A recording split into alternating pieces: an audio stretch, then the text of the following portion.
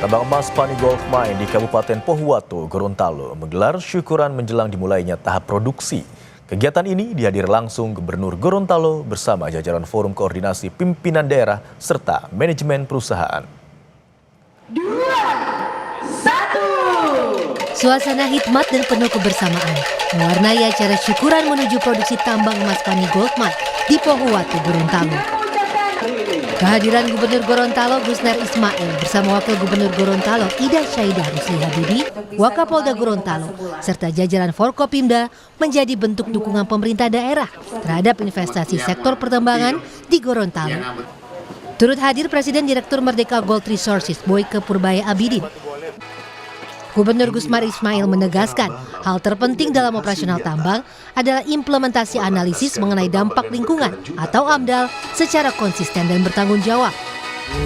Awal daripada proses industrialisasi di Provinsi Gorontalo, khususnya di bidang tambang, harus perhatikan benar implementasi AMDAL.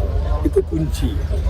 Sebab setiap usaha, kalau AMDAL-nya tidak bagus, AMDAL-nya tidak dijaga dengan baik, maka akan berpengaruh pada jalannya proses produksi perusahaan.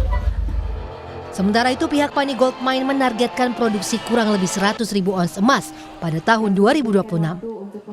Kalau memang sesuai rencana, maka dalam RKAB, Rencana Kerja dan Anggaran Biaya tahun ini, kita mentargetkan kurang lebih sekitar 100.000 ons emas yang kita akan produksi tahun ini.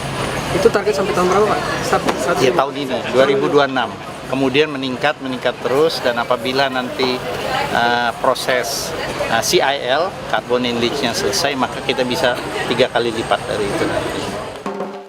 Dengan dimulainya tahap produksi ini, diharapkan sektor pertambangan dapat memberikan kontribusi signifikan terhadap pertumbuhan ekonomi daerah, tanpa mengabaikan aspek lingkungan dan pemberdayaan masyarakat lokal.